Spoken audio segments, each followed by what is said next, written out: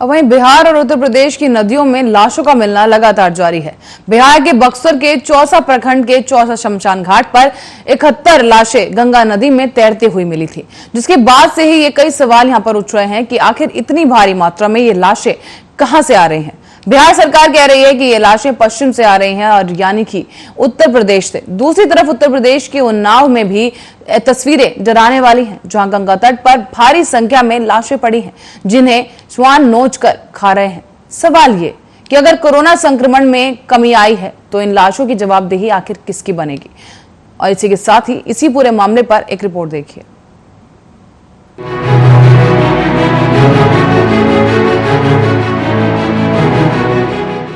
ये तस्वीरें देखिए, ये तस्वीरें हैं बिहार के बक्सर गांव की नदी के तट की। ये तस्वीरें डरा रही हैं और कई सवाल भी खड़ी कर रही हैं कि आखिर इतनी भारी मात्रा में ये लाशें आई तो आई कहां से।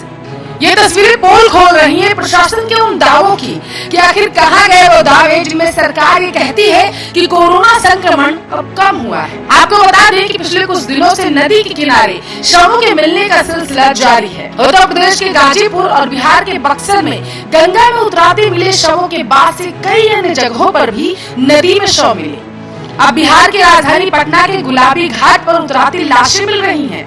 गुलाबी घाट पर नदी में मिली लाशों को कुत्ते और कौवे नोच कर खा रहे हैं। प्रशासन को इनकी जानकारी घंटों पहले मिलने के बावजूद अभी तक इन लाशों को नहीं हटाया जा सका। पटना में गुलाबी घाट पर पीपीई किट समेत 2 लाशें मिली।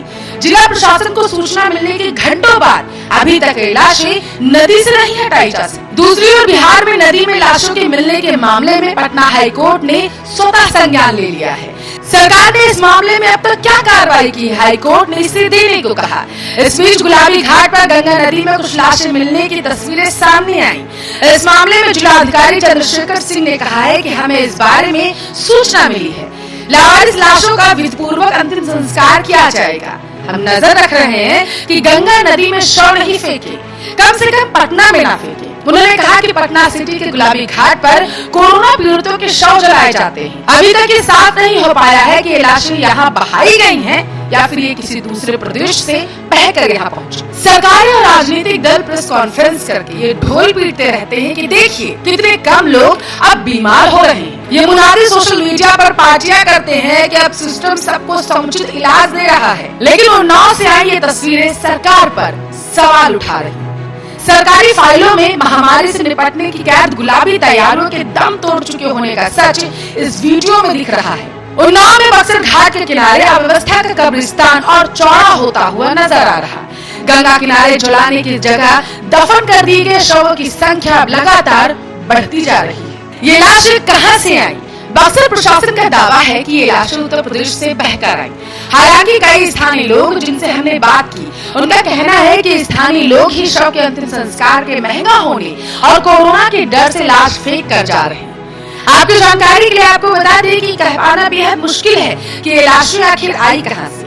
अभी गंगा में पानी कम है, यही अगर बरसात का वक्त होता तो लाशें बह गई होती और किसी को पता भी नहीं चलता। लेकिन बक्सर प्रशासन जो शमशान घाट पर नदी के घुमाव की बात कर रहा है, उसमें दम है। नदी कर्व के बाहरी किनारे को काटती है और अंदरूनी किनारे पर मिट्टी जमा कर नदी की स्वाभाविक प्रवृत्ति ही यही है। अगर लाश या बहती हुई कोई चीज अंदरूनी सर्किल में होगी तो नदी लाश को बाहर की तरफ डिपॉजिट करेगी, ठीक मिट्टी की तरह। क्या लाशों को प्रभावित करने की है परंपरा? आपकी जानकारी के लिए आपको बता दें कि बक्सर के चौसा प्रखंड से गंगा में बहती लाशों का मामला सामने आने के बाद बक्सर प्रशासन की तरफ से 10 मई को बयान आया था कि हमारे यहाँ लाशों को प्रवाहित करने की परंपरा नहीं। हालांकि आपको बता दें कि बिहार में अधिकांश जगह शव को जलाया जाता है, लेकिन सांप के काटने या विषम बीमारी जैसे कुष्ठ रोग से हुई मौत में लाश को घड़े में पानी में भरकर या केले के यम के साथ नदी के बीचों बीच प्रवाहित किया जाता है।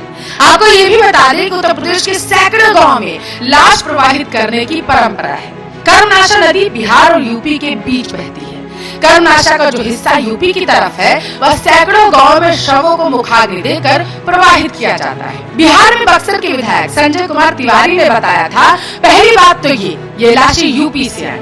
अब लाशें यूपी से बिहार में ना आ सके, इसके लिए हमने 2 जगह नदी में बड़ा जाल लगवा दिया है। उनके मुताबिक लकड़ी और दाह संस्कार से संबंधित सामान के दाम बहुत बढ़ गए। पहले जो लकड़ी 250 रुपए में आती थी, उसका दाम अब 400 रुपए हो गया। अब सवाल ये उठता है कि भारी संख्या में मिल रही लाशें क्या इन दोनों राज्यों की चरमराई स्वास्थ्य व्यवस्था का सूचक बन चुकी है। आपको बता दें कि बिहार में हालात बहुत दयनीय है। यूपी उससे कुछ बेहतर स्थिति में है, लेकिन ये आपको लखनऊ, एनसीआर के इलाके, कानपुर, इलाहाबाद में ही दिखेगा। बाकी सब जगह यूपी में भी बिहार जैसे ही हालात है। इन दोनों ही राज्यों में शिक्षा स्वास्थ्य व्यवस्था के साथ साथ पूरे सरकारी तंत्र के निजीकरण के चलते सरकारी नियंत्रण लगभग खत्म हो गया। यही वजह है कि अस्पतालों, स्कूल से लेकर शमशान गृहों तक में लूट होती हुई दिख रही है। कोरोना के वक्त में दोनों ही राज्यों में ग्रामीण स्तर पर टेस्टिंग का बुरा हाल है। ऐसे में लोग ठीक से इलाज या जांच नहीं करवाते और उनकी मृत्यु हो जाने पर उनके शवों को कोविड के डर और कमजोर होती आर्थिक स्थिति के चलते यूं ही नदी में प्रवाहित कर रहे हैं। हालांकि दोनों ही राज्य अपने अपने राज्यों में स्वास्थ्य व्यवस्था की बेहतर तस्वीर बनाने की बात करते हैं। Bureau report, Arya news.